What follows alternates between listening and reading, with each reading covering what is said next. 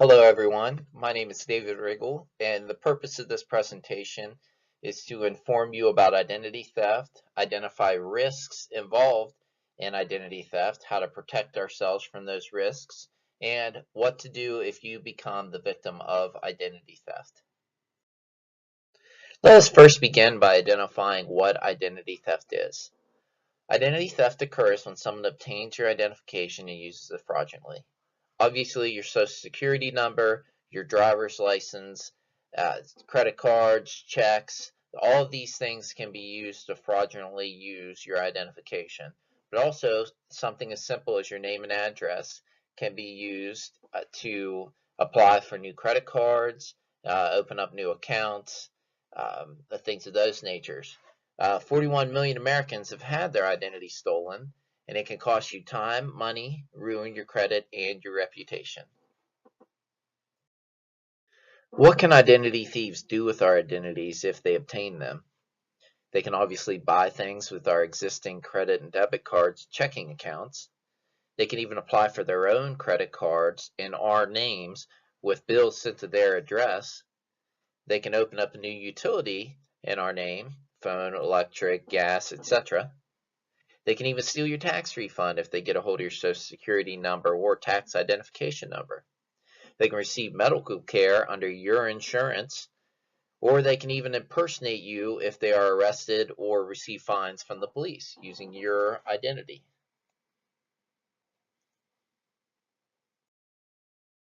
And as unfair as it may be, if these thieves run up a credit card bill or charge medical bills to your credit under your name and insurance, or use your identity when charged with a crime, you are ultimately responsible.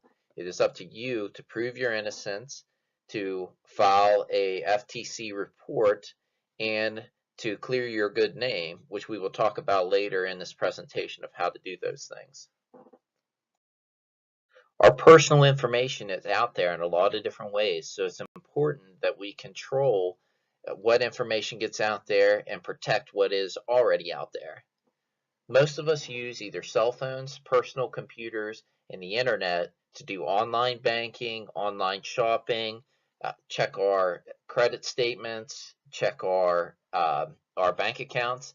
And when we do that, we are putting our personal information out there, and we need to make sure that we are careful with it and monitor it while it's out there. Our our mail is full of bills from credit card companies and utility companies, and most of those bills have personal information on them, account numbers, obviously name and address, things like that. Now, you have to be careful what you put into the trash. When you pay bills, you shouldn't just put the bill in the trash once it's paid for. As I said, those bills, they have important information on them that identity thieves can use to steal your identity. When you are discarding a check, it's important to write void on it and to also tear it up. Also, banks, retail stores, creditors, and utility companies that we utilize, they all keep personal information in their database. Colleges, student loans, and healthcare facilities also keep a lot of our personal information in their own databases. Government institutions obviously have our personal information. Our driver's license, you must be very careful with your driver's license.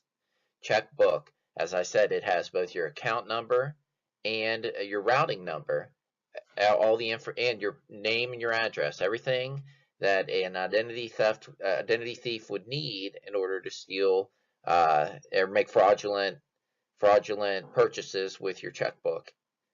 Paperwork, obviously a lot of paperwork. We have to put our social security number down, so it's very important that when you're filling out paperwork, you make sure that the facility in which you are submitting your paperwork is a trustworthy place. And our workplace keeps a lot of our personal information on file. Ways that you can find out if someone has happened to be using your credit. You need to read your bills and verify all purchases.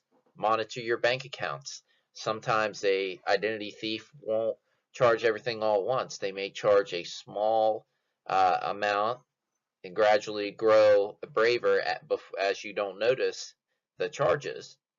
You need to watch your mail for anything out of the ordinary. If you're getting a bill for something, for a credit account that you do not have, or a store account that you might not have, obviously that's going to be a sign of fraudulent activity.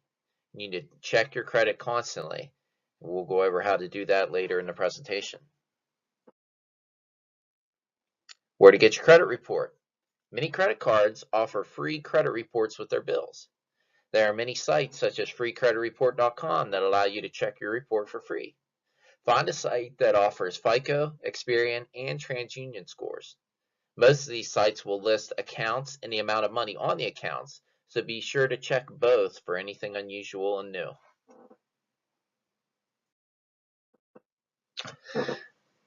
Avoiding identity theft at home. You should always keep financial records, health insurance information, checks, and your Social Security card in a safe and hidden place. Shred all papers such as bills or insurance benefit papers with personal information on them. You should always take your mail out of your mailbox every day. Bills have a plethora of personal information on them. If you're going to be away on vacation, you should have someone be checking your mail and emptying it daily. While you're shopping, if you're shopping in a store, keep a close eye on your wallet and purse. Discreetly use your credit and debit cards, and be wary of wandering eyes while entering your PIN. There have even been reports of people using security cameras to not only read the front of your debit card to get your number, but also watching as you enter your PIN number. When shopping online, never use a public computer to shop online. These computers keep cookies on them which will track where you've been and passwords, all the information that an identity thief would need in order to steal your identity. You should also shop at secure sites. Sites like Amazon, Sears, JCPenney, all of these sites would be secure. And you should always make your passwords hard to guess when creating a new account. If your identity is stolen, you should place a fraud alert. You can call any of the 3 credit bureaus. They will freeze your accounts, and the company must inform the other 2. These are the 3 sites: Equifax, Experian, and TransUnion.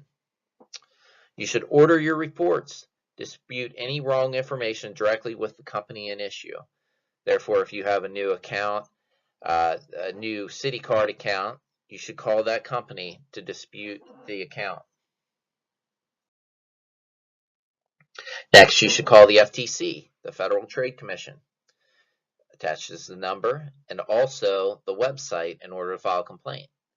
Once you've filed your FTC report, take that report to the police and report the crime.